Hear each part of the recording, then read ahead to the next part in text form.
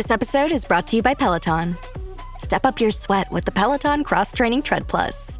Swivel your screen 360 degrees and follow your favorite instructors on and off your tread. Track your form and reps with the movement tracking camera. Feel supported as you train on the cushioned slap belt. And move to the beat with Sound by Sonos. Elevate your workouts with the Cross Training Tread Plus.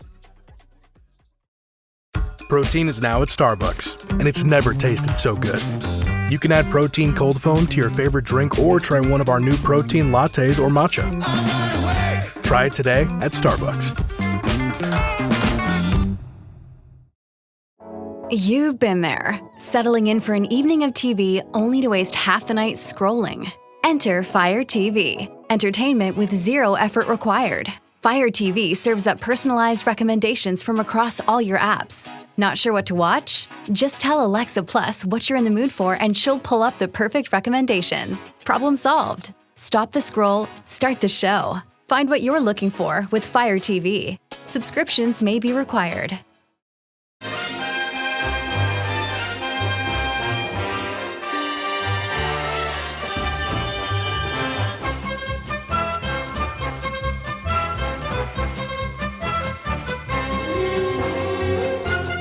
And welcome to How Are the Podcast. It's Gav, and you join us for a very, very special episode of the podcast because, as some of you may remember, before the last derby, we were joined by Gustavo Poyet, and it was his chance to give you all his memories of the famous fixtures between Sunderland and Newcastle.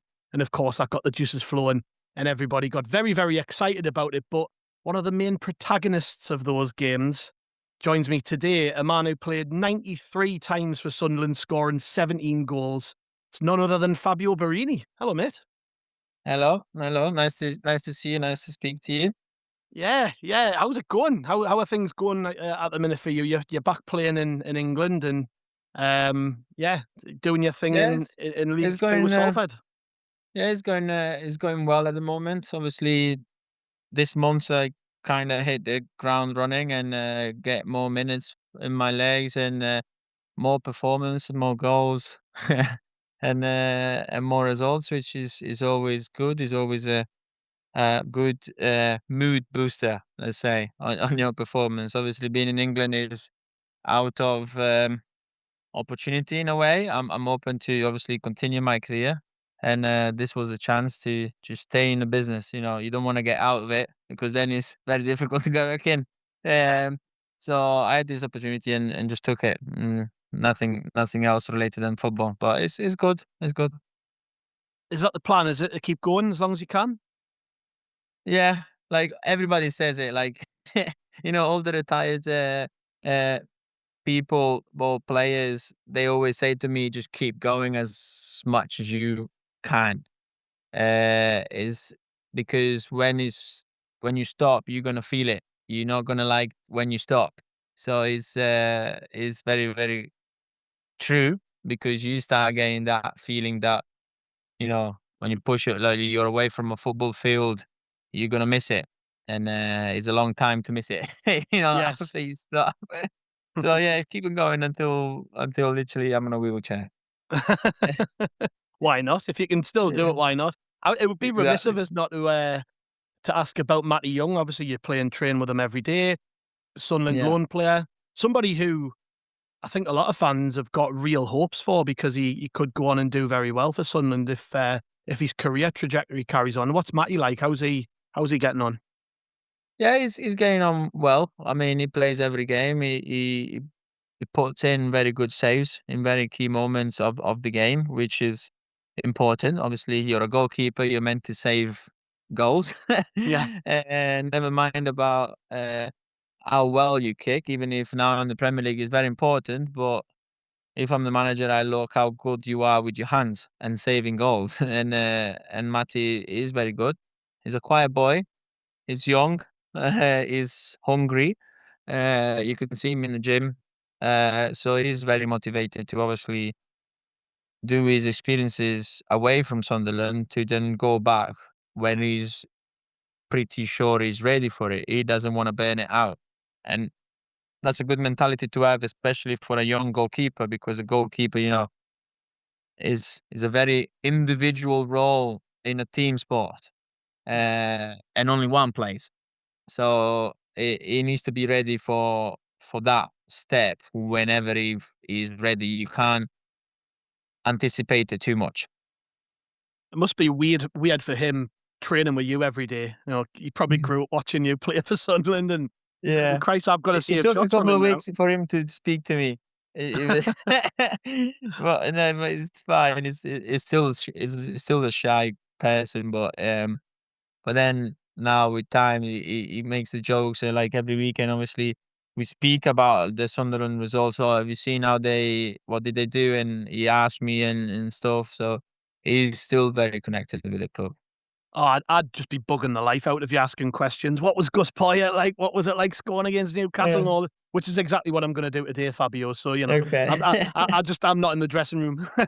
I noticed Yeah. earlier in the season you were down at Old Trafford with the club watching a game from the away end. That must have been different. You got a great reception, people singing your name. Scott, so who put the ball in the Geordie's net was getting rung Yeah. around on the concourse. That must have been Yeah. good. It was definitely like an experience, like individual experience, like one of those that you don't get to do so often, especially because it's a club organized experience and it's nice. I think I was the first one of those series Hmm.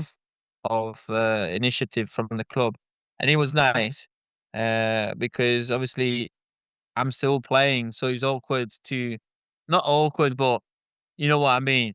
To go in a way and or to watch games is still you still like, ooh, am I overstepping a line here, Yeah. or am I free to go? But it was good. I had fun. I had wet eyes at some point, which is good in a positive way. Obviously, when you get how you say welcomed by the fans, overwhelmed by the fans in a positive way, you get teary eye, especially with someone like me that obviously you got to know me while I was playing. I'm an emotional player while I play. You see my emotions throughout the game very clearly. I'm not like one of those that hides it. So that was one of those moments which it was intense, but a positive intense, and I don't mind it doing it again one day. It is strange the way that Sunderland fans just love people who score against Newcastle, right? Because, like I said, I read out at the start, you played 90 odd games for Sunderland, and that I mean, there's so much we could cover off, and we're not going to do it today. But the goal in the cup final, the great escape goals, like all of these things. But yet, when the fans saw you on the concourse that day, it was Newcastle and the goals against Newcastle that were at the forefront of the Yeah. mind, and who put the ball in the Geordie's net. Like it is pretty unique. I think that certainly in the northeast that players are more highly regarded as a result of the performances against the local rivals. It is interesting. Yeah, it is, and it does remind me a little bit of like the south of Italy in a way, like Roma, for example, or even Mm. like the Genova derby that I played like last year is very similar. The way, not the hate, but the competition with the local rival is very important. That's what fans live for, and it's good.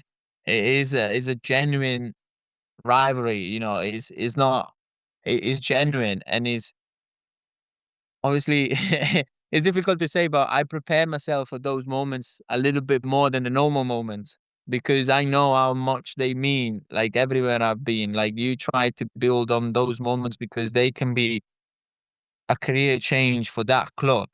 If you feel the love from the fans, then you have support regardless. Like you can go through a bad patch of performances, but you can always rely on them believing in you because of what you did. And it's not just an individual um goal out of nowhere when you're consistent there, like home and away, Wembley, like you said, the semi-finals, quarter-finals of that cup run, I was always there.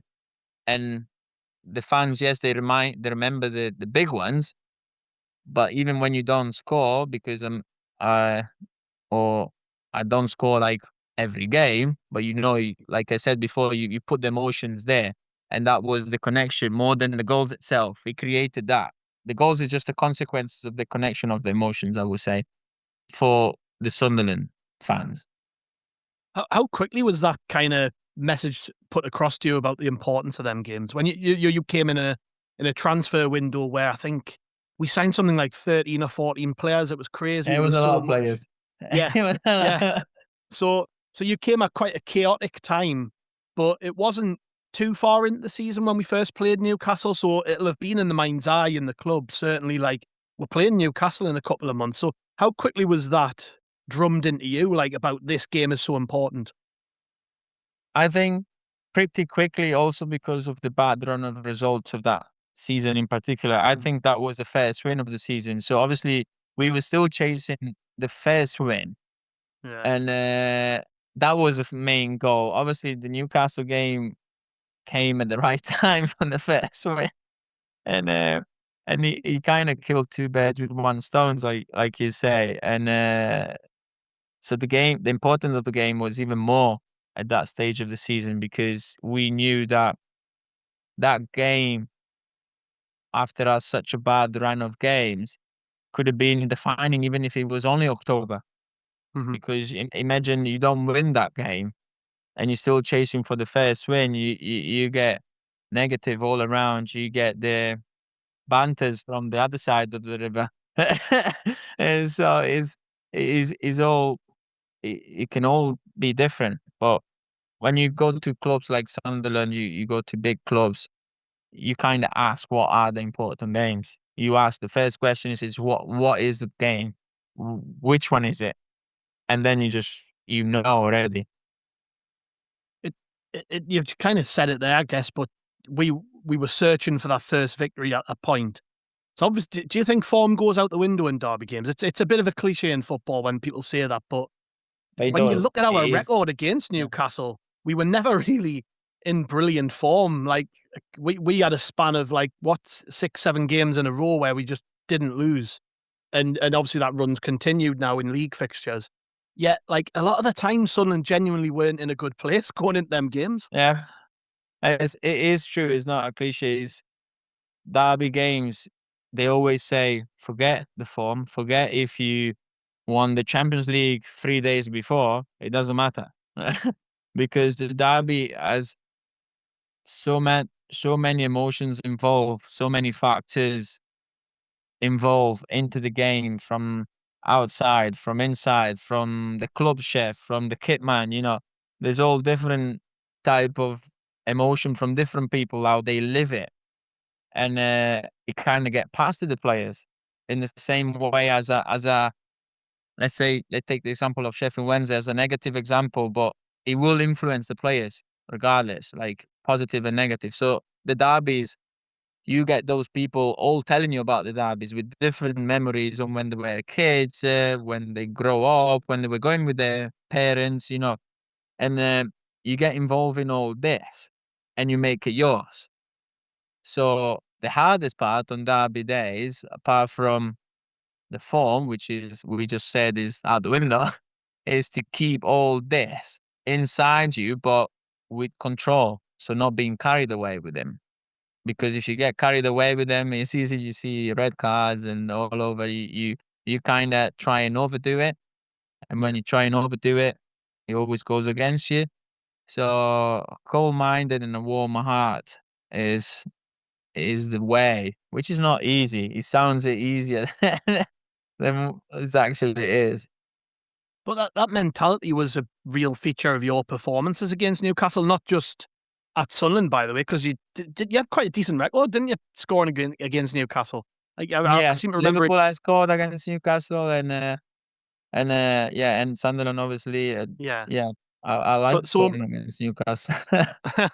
so I guess mentally going into that stadium, because this week the build-up's been about, it's a different game at St James's Park and all this, that, and the other. But you've surely you've just got It's to a be better game at fearless. St James's Park, for my Yeah. opinion.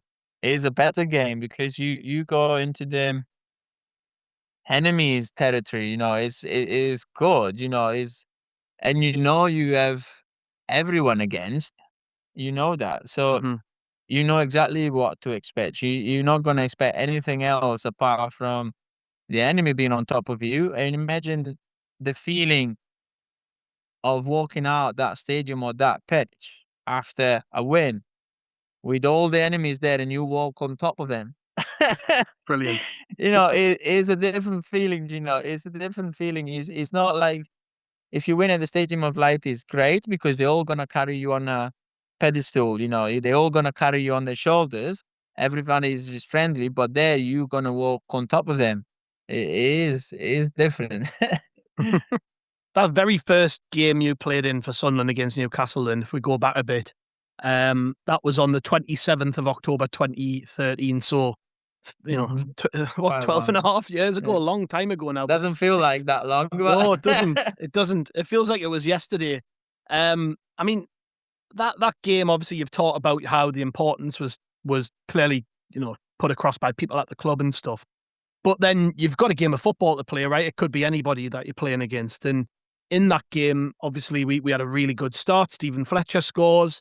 We go into half-time 1-0 up, seem pretty confident in ourselves. Then 10 minutes after half-time, they get the equaliser. And the game had to change. You come on off the bench and with, 6 minutes of normal time left, score probably one of the most iconic goals that's ever been scored in a derby when Josie Altidore's rather fortunate touch bounces in your direction. Oh, On that, touch. well, actually, on that, A bad touch, yeah. what do you think about that? Because when I asked Gus Poyet that question, he stuck up for Josie. He thinks he meant it. I don't think he meant it. I don't think he meant it. If he meant it, I'm a good mind reader. You just knew that his touch was bad, and you thought, "Yeah, I'll just get close to him. It's gonna bounce off him." He gets the assist on the stats. He will get the assist, so it doesn't That's matter. all that matters. It's like a goal. If the ball hits you on the bum cheek and it goes in, it doesn't matter. It still has your name on it. So that's Yes, fine. exactly. How did it feel in that moment? When you scored that goal. When you watch it back, and I've just said it's one of the most iconic goals that I can remember against Newcastle. Like when you watch that goal back, how does that make you feel? Do the goosebumps come up every time still? It sounds obvious, but they do. They do every time. Like that one, for example, that goal more than the Newcastle way, for example. But because of the importance of the results, the moment of the game, like you said, 5 minutes ago, is always nicer when you score closer to the end, because it can be the key moment. That can be the key moment to win the game, to do the important guy. Obviously, we play football because we love it, but if the spotlight is on you, it makes it even better. And it's not a selfish way, like to say that, but as a striker, you want to score goals also for that. You want the attention, and I'm not an attention seeker, but I like that type of attention. Like taking the key moments are heavy on you. They can be heavy on your mind, on your responsibility, even because they can easily go wrong. And then it's all on me anyway. It's the same way. That could have got into Rose's head, couldn't it? Yeah, exactly. It could have been very far away from the goal. So, but it didn't. And every year, like when it comes up on social media, I don't know, how do you call them? Like, remember this goal or whatever of this day and stuff. It's always good, and I always try to repost it, even 12 and a half years later. So that tells you what it means for the people, that goal. It's not just, otherwise they will do it with every goal. On this day, this guy scored, but it's not. It's me, so it's good. When you want your spring break to feel like and your kids' pool day to feel like and your hotel bed to feel like ooh, and room service to feel like, because at Hilton, hospitality feels like Your cabana's ready. Would you like fresh towels? it matters where you stay. Book now at Hilton.com. Hilton, for the stay. Picture this, a curve in the road, a change in plans. Well, what do you say? With the all-new Audi Q3, the answer's always yes. Yes to adventure. Yes to escape. Yes to performance. Yes to comfort. Yes to right now. Because saying yes without hesitation, that's real luxury. The all-new Audi Q3, made for the yes life. My day kicks off with a refreshing Celsius energy drink, then straight to the gym. Pre-K pickup, back home to meal prep. Time for my fire station shift. One more Celsius, gotta keep the lights on. When the 3-alarm hits, I'm ready. Celsius. Live, fit, go. Grab a cold, refreshing Celsius at your local retailer or locate now at Celsius.com. Is that where's that ranked in terms of your list of goals that you scored? Is it the best you ever scored? Best probably not, but of importance, even for self-confidence, to give myself a push, because as you said, I came off from the bench, so I wasn't really starting yet, and it was my loan spell, so I knew I had to do well to make sure I get my spot at Liverpool. So it did give me a boost in terms of self-confidence for the future, because how old was I? I was 22 only. I was only 22, so you need those goals when you're that age to then say, all right, let's push on now. Yeah. Like I've said, for me, I love that goal. I think when Jermaine Defoe scored the volley a few years later, it maybe on the same Yeah, ground. that was good as well. That was it. Yeah, but, that was harder technically, probably. Yeah. But in terms of what it meant, I mean, I can remember as well the club. They had some sort of technology in the ground that day where it was like a 360 camera. And Oh yeah, it's all different. The derby, they pull out like bunnies, like rabbits from the hats, like nothing. Like they say, where did you get this from? I don't know if you remember that, all but it new was like songs, new like anthem, it's smokes, fires. Whoa! I don't know if you remember that though, but it was like anybody could zoom in on their seat and see themselves reacting to your goal. I wonder if it's still out there. I just vividly remember that. But obviously that kind of set us up, didn't it, for the next time that we played against Newcastle in the away game. And obviously the team had moved on quite a lot from the first game. Back then, Paulo had gone, Gus had just came in. We'd been struggling. We kind of did struggle for a little while afterwards as well. But by the time the second game came around, and again, this is something I spoke to Gus about, he felt like his philosophy on football had really been bedded into the team by this point, and that we could go there and play his way, our way. And for me, and again, I'm not just saying this because I said this to Gus when I spoke to him, that's the most complete Sunderland performance I've ever seen against Newcastle. We absolutely played them off the park. Yeah. I would agree to that. Not because I love Gus and I love the performance, but because you could see if you watch it back that everything clicked in that game. Like there was hardly any mistakes. Everybody knew what they were meant to do, what they needed to do, what it was asked to do. Like literally, we didn't even need to look at each other to find out what the other one was doing. We just knew. And it was the way that Gus was training us on the training pitches. Like we were doing exercises to build that way, that it was very suitable for the players.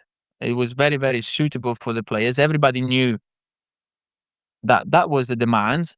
And and obviously you add the emotions on top of the derby, like of that I spoke before, and it just clicked everything because we were composed, we were hungry, we were tackling, we were fast, like everything was in that game. And it's not many times in a career that you feel you played probably the perfect game.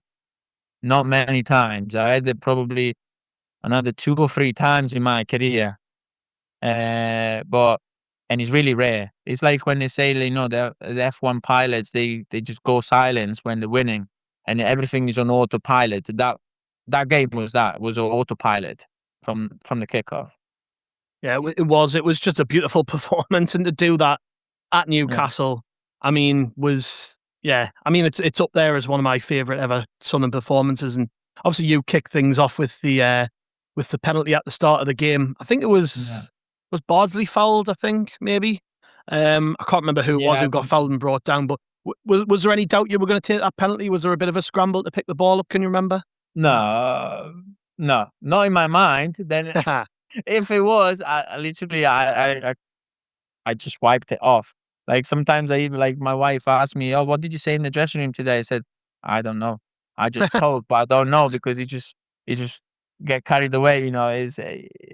It wasn't any doubt that I wasn't taking that penalty. Like I said before, you take those big moments, responsibilities on you, in the positive and in the negative, because I know I trained that myself to not affect me in either way. Um, so there wasn't any doubt, no, even on the outcomes.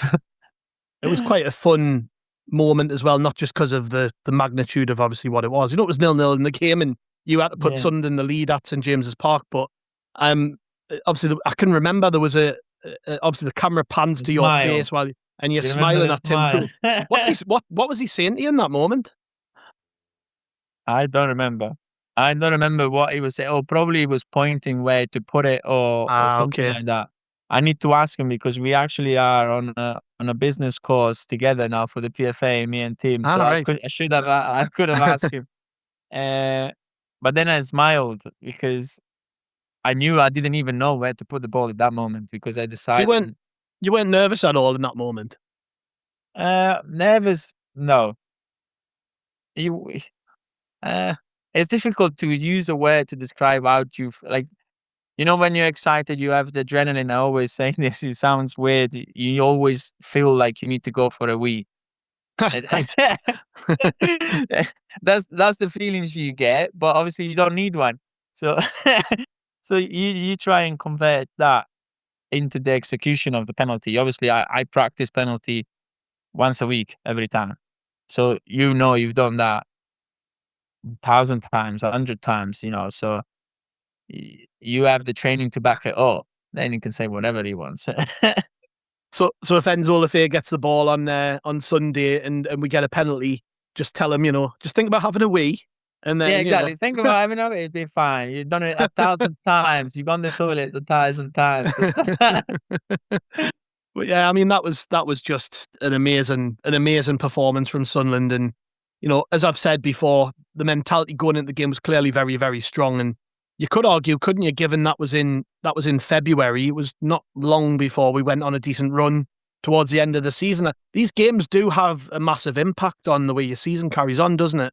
Like Yeah. if you beat Newcastle, you're going to be on top of the world going into the games Oh, following. yeah. Like I said before, you're on top of the enemy, and that will carry you. Like either way, we obviously experience positives, and we only want to experience positive, but they probably had the negative effect on it.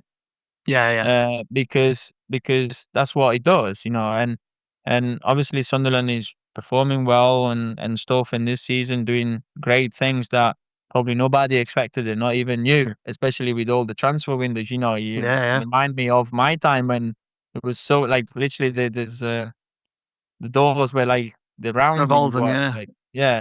So, but Newcastle played against Barcelona 2 days ago. Lost. What did they lose?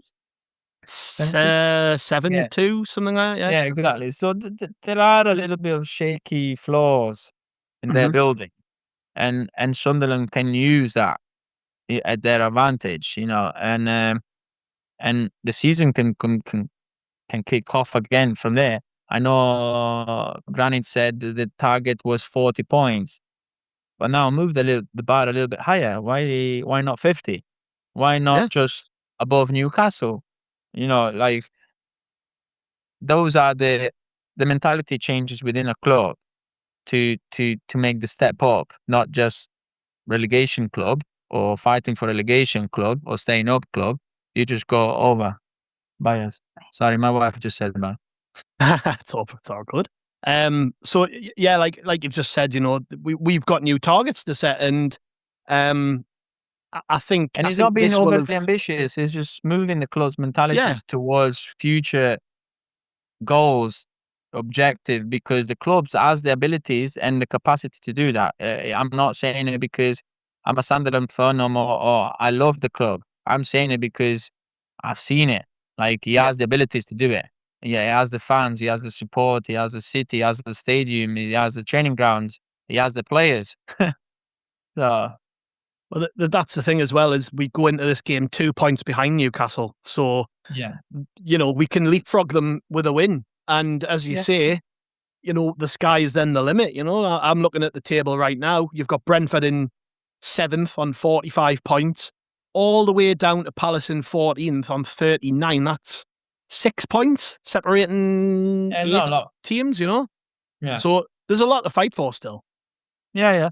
There's a lot to fight for, and it is important also if you look at the financial situation of the club. If you get top 10, is obviously a big income for the club on the on the final day of the league. So I'm not saying that the players should think about that, but the club should actually motivate the players to say, okay, we reached 40 points, but let's get more, so we get ahead of what we planned when we got promoted last year. Because obviously nobody expected this, in my opinion. No, No. nobody expected this outcome in season 1 in the Premier League after 8 years in the dark side of it. It's nobody expected this. So everything that from now on to the end of the season is extra. So go and get the extra and use it for the next season. Uh, and you'll just be grateful that you not overachieve, you achieve more than what you expected to be achieving, and that is I will feel great going on holiday in the summer, knowing that instead of 40 points, we scored 52, 53 points. It is a great campaign. With Sunderland scoring 53 over 50 points on the first season back in the Premier League. Like, how many teams do that? Yeah. I don't know if you know this, by the way, but the last time we played Newcastle at St James's Park, you actually played in that game. That was the last meeting between the two clubs when Mitrovic scored the late equaliser, and you actually got the assist, I think, for Defoe's goal early in that game. So it's been Yeah. Was it 1-1? it's been a long time. It's been 10 years now. I think it's actually, Yeah. as we record this, Fabio, it was exactly 10 years ago today. That Oh, game. okay. Yeah. 20th of Wow. March 2016. Newcastle Yeah. won, Sunderland won. So, Okay. I mean, they talk about it not feeling like 2 minutes since you played in that first derby. The last time Yeah. these two teams met at that ground was 10 years ago. So there is a little bit something extra about this one, I think. Yeah, there is and there must be. I mean, I would like to be there myself as well, because it's one of those games that you want to witness. I can't even imagine how the away end is going to feel like, 10 years after going there again. Yeah. It's going to be epic, and it's going to be great for the players. Um, what did I say? I had an interview a few days ago about the derby, and they asked me if I want to suggest something to the players, and I said that the bus drive from Sunderland to Newcastle, that is the only drive in England that they close the road and you've been escorted from city to city. I said, embrace that moment, because you're not going to get it. And those 25 minutes of drive in complete silence with nobody around, you say, where am I going? Where's everybody? And when you get at some Jesus parks, you know where everybody is. That is the key moment to obviously embrace, especially after 10 years. After 10 years, it's going to be good, and it's going to be fun. You just need to see it as that. Don't overcome the expectation in a way, but just go with the positive attitude of embracing it, because we know Sunderland can perform. We've seen it all season round. We know we can perform. It's not out of the blue. So just go with the same. We've got some great leaders in the group now as well. You mentioned Granit before. Hopefully, I think we'll have a handful of players back who've been missing for a little while with experience. I think Ronaldo's got a chance. Nordy McYeely might have a chance. I'm not sure, but we've got quite a good core of experienced players there. But you mentioned Granit Xhaka. I think this is where he really comes into his own, isn't it? Somebody with that experience, a leader who's won things, like going into the bear pit. It's going to be really important, I think. Yeah, it is very important. It's been the key transfer, I think, out of all the 20 teams in the Premier League. Um, Not because he's the captain, but because of his influence on the group, on the club, or how he embraced the club. And you can even see he's matured from his Arsenal times. His Arsenal times, he was known also to get some silly, stupid cards, red, yellows. Now he doesn't. He's the one actually telling people, calm down. so, so he's mature. Obviously, with age, we all do. And it is important that he's going to do that uh, on the weekend, because it's going to be key for young players. Or you mentioned that nobody of those players obviously played the derby before, or somebody else. Like nobody played the derby in Newcastle, Yes, and yes. so it's going to be new for everybody. Yeah. Yeah, of Who course. better than Granit can, even if he's new, to control that in the middle of the park? There's no better person that I will give that responsibility to. So it is very important, and I will say if I'm an Enzo Lefebvre player, I will look to Granit to say, what is he doing in this moment? I don't know. We've been Yeah. defending 10 minutes. What is he doing? What's his body language? What's he saying? Like, to get it going. And Granit will feel he has that role into the game. Yeah, and obviously So players, yeah, players like Ronaldo played for Atletico Madrid and big derbies, and yeah. you've just got to hope their experience kind of shines through. I mean, how's your how you feeling about this one? Then I'm not going to ask. I don't really do score predictions, but what's I your don't gut do them feeling either. about the game? Yeah, what's your gut feeling about the game? Just how Sunderland are going into it, and sort of the confidence that we've got. I think it's gonna be a better game in terms of like both teams compared to the first one, because obviously the first one, Newcastle was really poor, Yeah. and Sunderland was good enough to just be on top of Newcastle in terms of physicality, tackles, and all that. But it wasn't a great game of football. In all honesty, we hmm loved the results, but it was it wasn't the most I think exciting that one. made it. I think that made it better, to be honest. Yeah, exactly. So I'm expecting a better game in that sense. I think it's gonna be an open game, because of the desire of both teams to achieve more now. At the beginning of the season, you're a little bit cautious, you're still calculating. Now you're not calculating. Now Sunderland achieve what they wanted to achieve, so they're free. Newcastle, instead, they need to prove that the results of the weekend, it, you know, it wasn't. It was just a fluke. It was just one off, the 7-2, and they need to prove that they're still the bigger club in the northeast. So there's a lot to play for, but with a lot more freedom, because they all achieve what they wanted to achieve during the season. So hopefully Well, is a 2-3 to Sunderland, but no prediction. It's don't think nice my, to see I some don't. goals.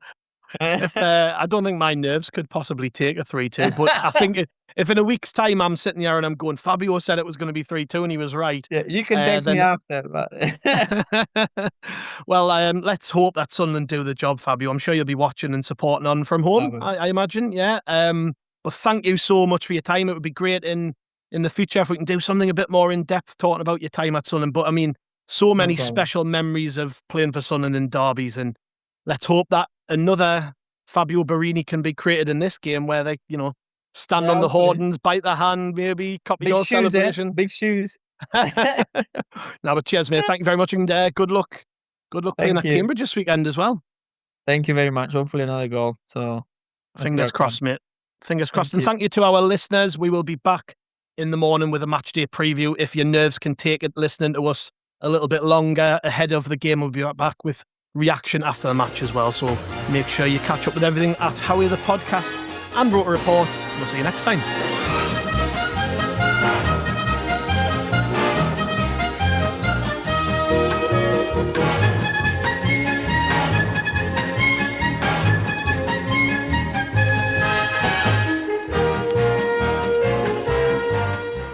Two teams, one cup. The primetime stage is set for the TGL presented by SoFi Finals, Los Angeles Golf Club versus Tigers Jupiter Lynx. Keep up, it's playoffs. Tune in Monday, March 23rd, 9 p.m. Eastern on ESPN2 and Tuesday, March 24th, 7 p.m. Eastern on ESPN and on the ESPN app.